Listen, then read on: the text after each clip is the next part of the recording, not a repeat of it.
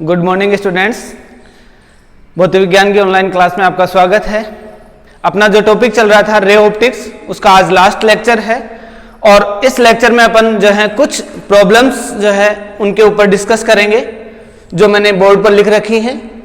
देखिए, पहली प्रॉब्लम जो है वो है कि एक प्रकाश तंतु रेखा के क्रोड का अपवर्तनांक 1.47 तथा परिधान पट्टन का अपवर्तनांक 1.31 है।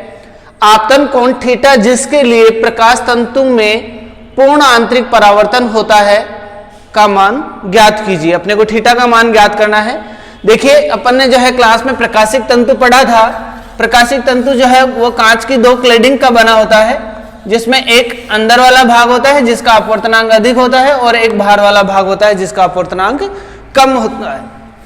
बाहर वाले भाग की जो क्लेडिंग है, पट्टी का जो है, उसका अपवर्तनांक अपने को दे रखा है, ये म्यू आउटर है जिसका अपवर्तनांक अपने को दे रखा है 1.31 और आंतरिक जो लेयर है उसका अपवर्तनांक अपने को दे रखा है 1.47, यानी कि अंदर वाले जो क्रोड है उसका अपवर्तनांक जो है, इनर क्रोड का अपवर्तनांक वो अपने को दे रखा है 1.47। अपने को ज्ञात करना है कि कोई प्रकाश किरण जिसको अपने को पूर्ण आंतरिक परावर्तन के माध्यम से एक स्थान से दूसरे स्थान तक प्रेषित करना होता है, जो इसका प्रकाशिक तंतु का उपयोग है, तो इस प्रकाश किरण को कितने कोण पर इसमें आपतित करवाएं। थीटा का मान जिसके लिए प्रकाश तंतु में पूर्ण आंतरिक परावर्तन होता है, तो इसे किस कोण के ऊपर यहां आपतित करवाया जाए, इस कोण का मान अपने को ज्ञात करना है ताकि ये प्रकाश किरण अपवर्तित न होकर परावर्तित हो जाए। तो ये थीटा का मान अपने को ज्ञात करना है। तो जब भी पूर्ण आंतरिक परावर्तन अपने पढ़ा था उसमें देखा था पूर्ण आंतरिक परावर्तन कब होता है कि जब कोई प्रकाश किरण सघन माध्यम से विरल माध्यम में अपवर्तित हो, तो क्रांतिक कोण से अधिक कोण पर आपतित होती है तो वह अपवर्तित न होकर परावर्तित हो जाती है। प्रकाश की घटना पूर्ण आंतरिक परावर्तन कहलाती है। और जिसके लिए अपन एक संबंध देखा था कि माध्यम का जो सापेक्ष अपवर्तनांक है उसमें और क्रांतिक कोण में क्या संबंध है। क्रांतिक कोण को फिर से एक बार परिभाषित कर दूं। क्रांतिक कोण क्या होता है? सघन माध्यम से विरल माध्यम में अपवर्तित होते समय आपतन कोण का वह मान जिस पर अपवर्तित प्रकाश किरण समकोण पर अपवर्तित हो, क्या कहलाता है? क्रांतिक कोण कहलाता है। तो इसके मध्य अपन ने संबंध देखा था कि साइन सी, क्रिटिकल एंगल साइन सी बराबर होता है 1/μ12, माध्यम 2 का माध्यम 1 के सापेक्ष अपवर्तनांक, यानी कि ये डेंसर माध्यम से जो प्रकाश किरण है वो विरल माध्यम में जाए तो उसका अपवर्तनांक जो है वो सघन से विरल के सापेक्ष क्या होगा। तो साइन सी बराबर 1/μ12 जो सापेक्ष अपवर्तनांक के रूप में लेते हैं। तो यहां पर जो है इनर से आप आउटर के रूप में इसको लिखें तो इस तरह से लिख सकते हैं म्यू आई ओ, क्योंकि प्रकाश किरण का जो अपवर्तन है वो सघन माध्यम से विरल माध्यम में हो रहा है। तो यह संबंध अपन ने देखा था। तो साइन सी बराबर हो जाएगा सापेक्ष अपवर्तनांक को अगर आप निरपेक्ष अपवर्तनांकों के रूप में लिखें तो μ0 बटे μi के रूप में आ जाएगा। निरपेक्ष अपवर्तनांक आउटर का और निरपेक्ष अपवर्तनांक इनर का। तो साइन सी बराबर हो जाएगा μi/μ0। अपने को जो है सी का मान ज्ञात करना है, थीटा का मान ज्ञात करना है जिस पर प्रकाश किरण अपवर्तित ना होकर परावर्तित हो जाए। तो यहां क्रांतिक कोण का मान निकाल लेते हैं। तो सी बराबर आ जाएगा साइन इनवर्स μi/μ0। तो साइन इनवर्स μi का मान अपने पास है 1.31 और यह है 1.47। तो इसको हल करेंगे तो यह आता है साइन इनवर्स 0.88। साइन का जो मान है वो हमेशा 0 और 1 के मध्य का होता है, तो इसका मध्य का मान आता है 0.88। और इसको अगर देखें तो साइन इनवर्स 0.88 का जो मान है वो लगभग आता है 63 डिग्री के आसपास। तो क्रांतिक कोण का मान कितना आया? 63 डिग्री। तो आपका जो थीटा है, थीटा का जो मान है, जिस कोण पर आप प्रकाशिक तंतु में संकेत को प्रवेश करा रहे हैं, उस थीटा का मान जो है वो हमेशा बराबर या अधिक होना चाहिए किससे? 63 डिग्री से, क्योंकि इससे कम होगा तो यहां पर परावर्तन न होकर इसका अपवर्तन हो जाएगा। तो थीटा का मान जो है वो हमेशा 63 डिग्री से अधिक होना चाहिए, जो अपने को ज्ञात करना था। तो ये थी अपनी पहली प्रॉब्लम आज की। अब देखो दूसरी जो प्रॉब्लम है वो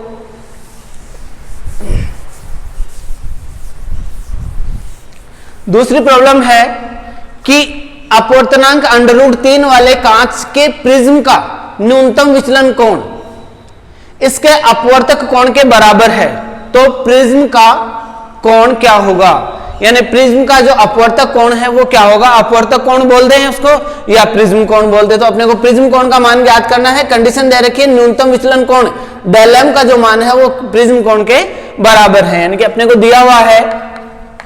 दिया है कि डेल एम जो है वो प्रिज्म कोण के बराबर है। न्यूनतम विचलन कोण का जो मान है वो अपवर्तक कोण जिसे प्रिज्म कोण भी बोलते हैं के बराबर है, और प्रिज्म का जो अपवर्तनांक दे रखा है वो दिया हुआ है √3।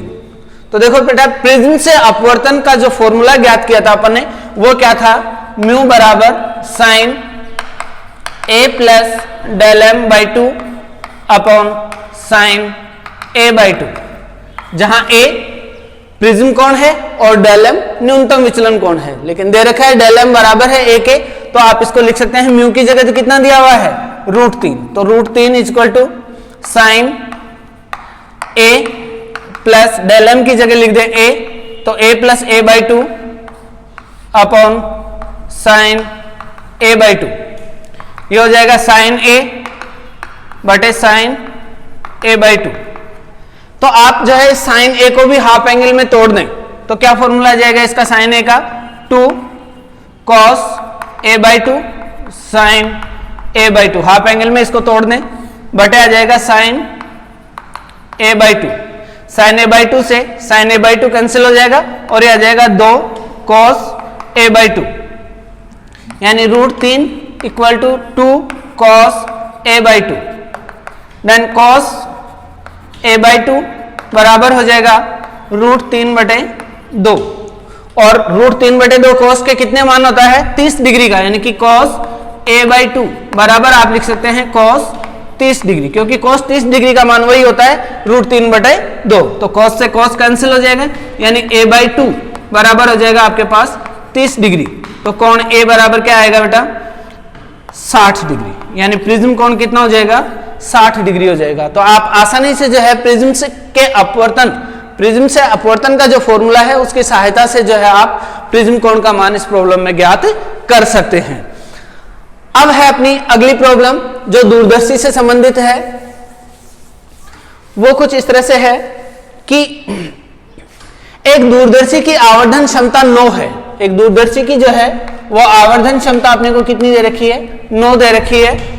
जब इससे समांतर किरणों के लिए समायोजित किया जाता है, क्योंकि दूरदर्शी दूरस्थ पिंडों को देखने के काम आती है और उनसे आने वाली प्रकाश किरणें एक दूसरे के समांतर ही होती हैं, तो समांतर किरणों के लिए समायोजित किया जाता है, तब नेत्रिका व अभिदृश्यक लेंस के बीच की दूरी 20 सेंटीमीटर है, जिसको क्या बोलते हैं ट्यूब लंबाई।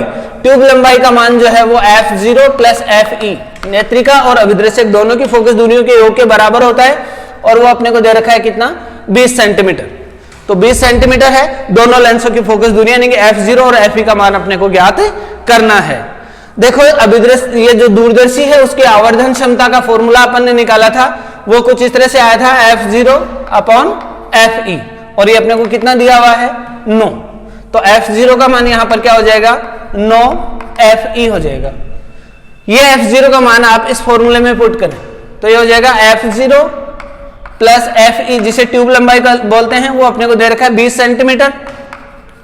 f0 की जगह आप 9 fe लिख सकते हैं, तो 9 fe प्लस fe बराबर 20 सेंटीमीटर, तो ये हो जाएगा 10 fe बराबर 20 सेंटीमीटर, देन fe बराबर हो जाएगा आपका 2 सेंटीमीटर, यानी आपकी नेत्रिका की फोकस दूरी कितनी आ जाएगी 2 सेंटीमीटर। तो आप यहां से आसानी से अभिदृश्य की फोकस दूरी ज्ञात कर सकते हैं, fe प्लस f0 बराबर 20 सेंटीमीटर, देन f0 बराबर होगा 20 सेंटीमीटर माइनस fe, तो 20 माइनस 2 बराबर 18 सेंटीमीटर।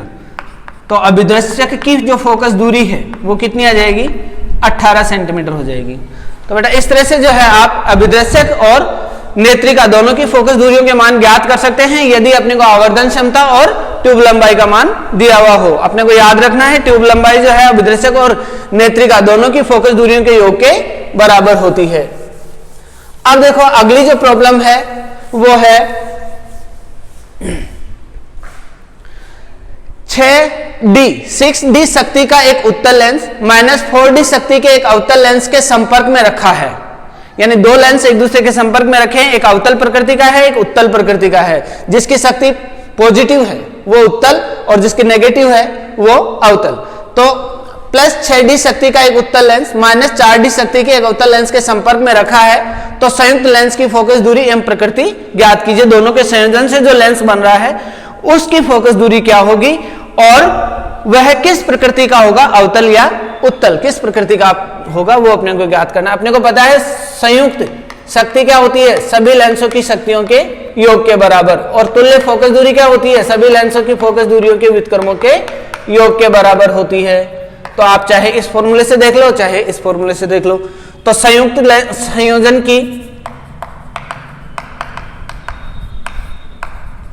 शक्ति तो क्या हो जाएगी, संयोजन की शक्ति P बराबर हो जाएगा P1 प्लस P2। तो P1 अपने को दे रखा है प्लस 6d, डायोप्टर होती है इसका मात्रक, तो प्लस 6d डायोप्टर और माइनस 4d डायोप्टर, तो ये हो जाएगा प्लस 2d। डायोप्टर इसको बोल दें या पर मीटर इसको बोल दें, तो इसकी शक्ति जो है संयोजन की शक्ति हो जाएगी 2 प्रति मीटर इनवर्स। देखो P को आप शक्ति को क्या लिखेंगे 1/f बराबर 2 मीटर इनवर्स। देन F बराबर क्या हो जाएगा 1/2 मीटर, जिसको आप क्या लिख सकते हैं 100 सेंटीमीटर बटा 2 बराबर 50 सेंटीमीटर। तो फोकस दूरी कितनी आई 50 सेंटीमीटर आई। और ये फोकस दूरी कैसी है, धनात्मक। और धनात्मक फोकस दूरी किसकी होती है, उत्तल लेंस की। तो जो संयोजन होगा दो लेंसों का जिनकी शक्तियां जो है वो प्लस 6d और माइनस 4d है, उनके संयोजन से जो लेंस बनेगा उसकी शक्ति प्लस 2d होगी।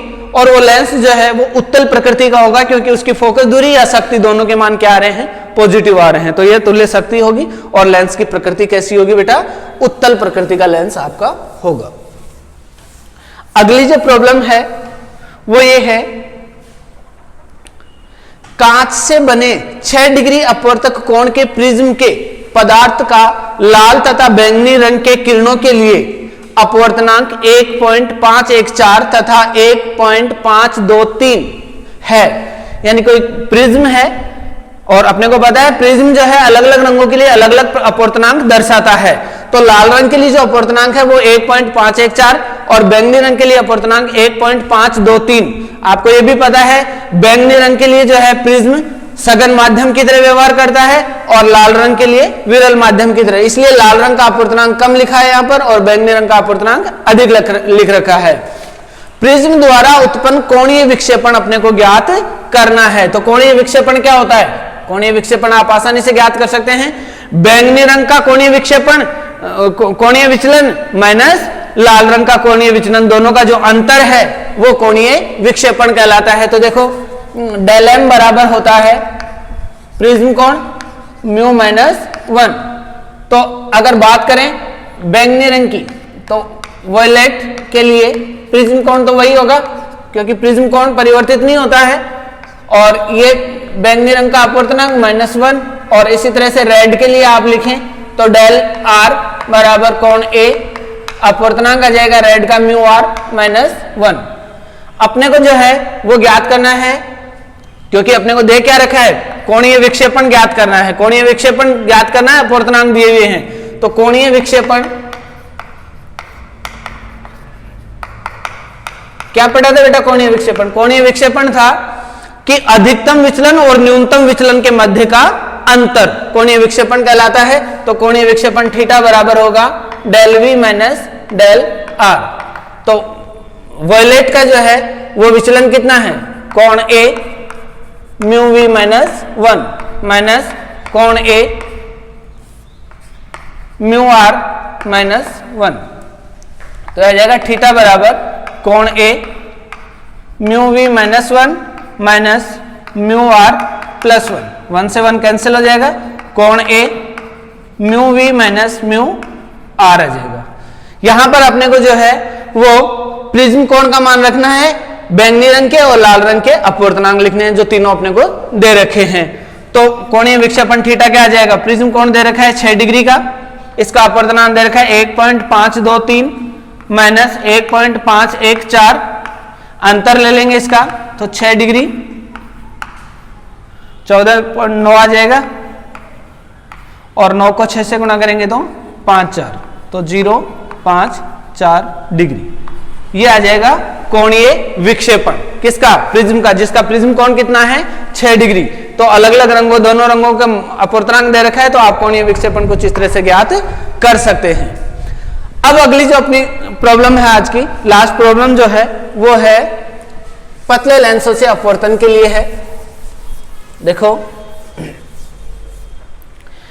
एक पतले उत्तल लेंस जिसका अपवर्तनांक कितना दे रखा है अपने को, म्यू जी से उसको लिख दें तो 1.5। एक पतले उत्तल लेंस जिसका अपवर्तनांक 1.5 है की शक्ति 5d है। शक्ति P बराबर कितनी दे रखी है?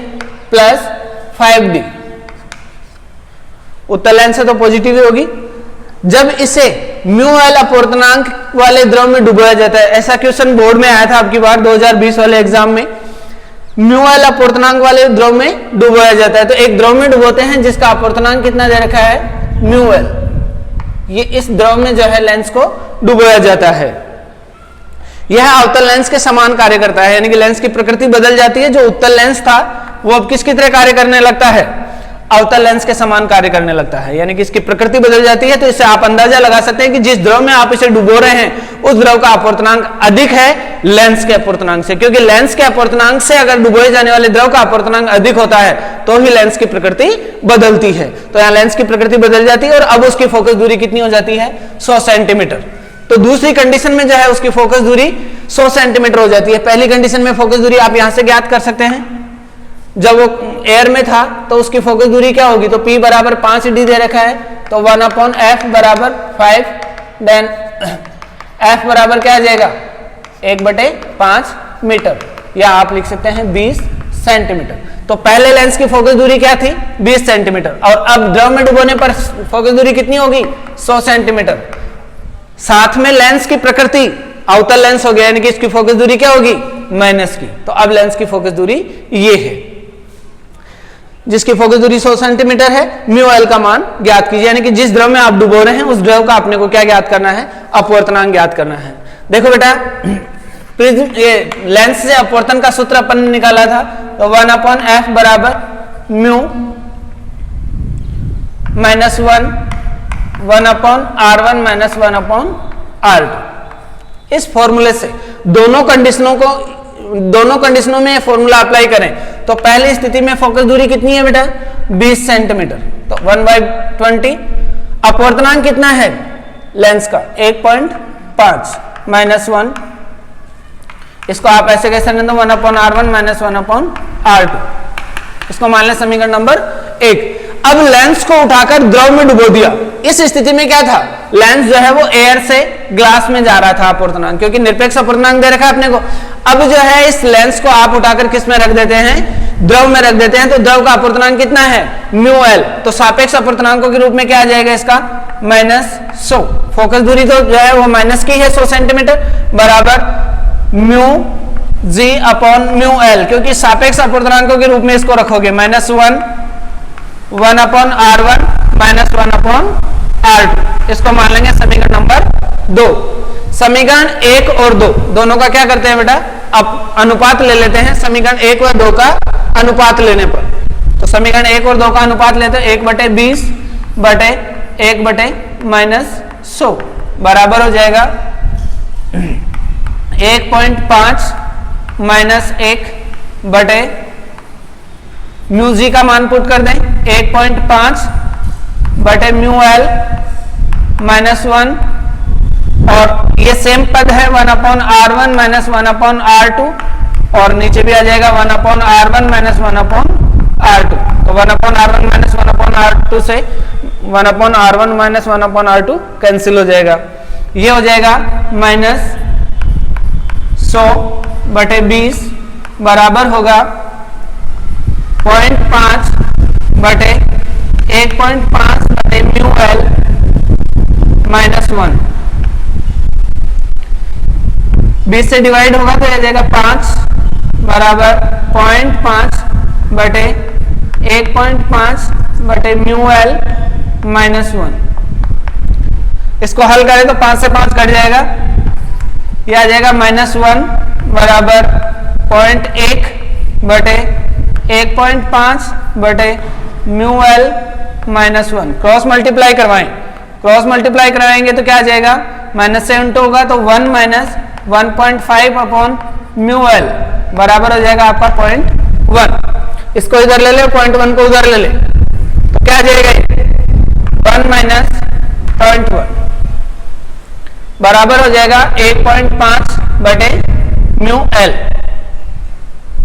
यानी 0.9 बराबर होगा 1.5 बटे म्यू एल। तो म्यू एल बराबर क्या आ जाएगा बेटा 1.5 बटे 0.9, तो म्यू एल बराबर हो जाएगा 15 बटे 9 यानी कि 5 बटे 3। तो द्रव जिसमें आप डुबो रहे हैं उसका अपवर्तनांक आ जाएगा 1.66, जो कि लेंस के अपवर्तनांक से अधिक है। तो इस तरह से जो है आप लेंस का अपवर्तनांक ज्ञात कर सकते हैं। लेंस का अपवर्तनांक कितना था 1.5 और जिस द्रव में डुबो रहे हैं उसका अपवर्तनांक 1.66, जो ज्यादा ही आना था क्योंकि लेंस की प्रकृति बदल रही है। तो ये थे आज की कुछ प्रॉब्लम थी जो मैंने आपको बताई है, आशा करता हूं आपको समझ में आई होंगी। अब लेंस से संबंधित कुछ बातें रह गई थी, वो तो भी मैं आपको बताता हूं। पहला तो ये है कि जब आप किसी लेंस को उससे अधिक अपवर्तनांक वाले द्रव में डुबो दे, यदि किसी लेंस को उससे अधिक अपवर्तनांक वाले द्रव में डुबो दिया जाए तो लेंस की प्रकृति बदल जाती है। देखिए मान लिया कि आपका कोई उत्तल लेंस है, तो उत्तल लेंस की प्रकृति क्या होती है, वह प्रकाश किरणों को फोकसित करता है। प्रकाश किरणों को क्या करता है, फोकसित करता है। यदि इसका अपवर्तनांक म्यू है और आप इसे एक द्रव में डुबो देते हैं जिसका अपवर्तनांक म्यू डैश है, यदि म्यू डैश का मान म्यू से अधिक है, लेंस के अपवर्तनांक से द्रव का अपवर्तनांक अधिक है, तो आपका ये उत्तल लेंस जो है वो प्रकाश किरणों को फोकसित न करके उन्हें बिखेरने का काम करता है, जैसे आपका कौन सा लेंस करता है, अवतल लेंस। तो लेंस की प्रकृति बदल जाएगी। उत्तल प्रकृति का जो लेंस है वो किस प्रकृति का हो जाएगा, अवतल प्रकृति का हो जाएगा। यानी लेंस को अधिक अपवर्तनांक वाले माध्यम में डुबो दिया जाए तो उसकी प्रकृति बदल जाती है। उत्तल प्रकृति का लेंस अवतल प्रकृति का हो जाता है और अगर अवतल वाले को डुबो दें तो वो उत्तल प्रकृति का हो जाता है। दूसरी बात कि यदि आप किसी लेंस, मान लीजिए जैसे कोई उत्तल लेंस है, यदि आप इसके किसी भाग को काले रंग से रंग दें, जैसे मान लो यहां पर काले रंग की पॉलिश कर दी जाए, काले रंग की पॉलिश कर दें या इसे ढक ले, अवरोधक कर दें, प्रकाश केवल इतने के भाग से जाए तो प्रतिबिंब की प्रकृति पर क्या प्रभाव पड़ेगा। यदि लेंस को आधा ढक दिया जाए तो बनने वाले प्रतिबिंब की प्रकृति पर क्या प्रभाव पड़ेगा। तो बेटा आधा लेंस को ढक देने से उसकी प्रकृति पर कोई प्रभाव नहीं पड़ेगा, केवल आपका बिंब जो है उसकी तीव्रता कम हो जाती है। केवल क्या हो जाएगी, तीव्रता कम हो जाती है, बाकी जो है प्रतिबिंब की प्रकृति पर कोई फर्क नहीं पड़ता। यानी कि लेंस को अगर आधा काट भी दिया जाए तो उसकी फोकस दूरी अपरिवर्तित रहती है, शक्ति अपरिवर्तित रहती है, केवल तीव्रता क्या हो जाती है, कम हो जाती है, क्योंकि कम प्रकाश किरणें फोकसित हो पाती हैं। दूसरा, यदि अलग अलग अपवर्तनांक वाला लेंस बना दिया जाए, जैसे मान लो कि ये लेंस है और हर भाग का अपवर्तनांक अलग अलग है, मान लो जैसे इसका अपवर्तनांक μ1 है, इसका अपवर्तनांक μ2 है, इसका अपवर्तनांक μ3 है और इसका अपवर्तनांक μ4 है। अगर ऐसा लेंस काम में लिया जाए तो प्रत्येक अपवर्तनांक वाला लेंस जो है वो अलग अलग प्रतिबिंब दर्शाता है। यानी कि आप यहां पर जो प्रतिबिंब बनेंगे वो कितने प्रतिबिंब बनेंगे, इस लेंस से 4 प्रतिबिंब बनेंगे, 4 लेंसों की तरह व्यवहार करेगा। तो जितने अपवर्तनांकों से मिलकर लेंस बना होता है वो उतने ही लेंसों की तरह काम करता है। आशा करता हूं आज का वीडियो आपको समझ आया होगा। Thank you.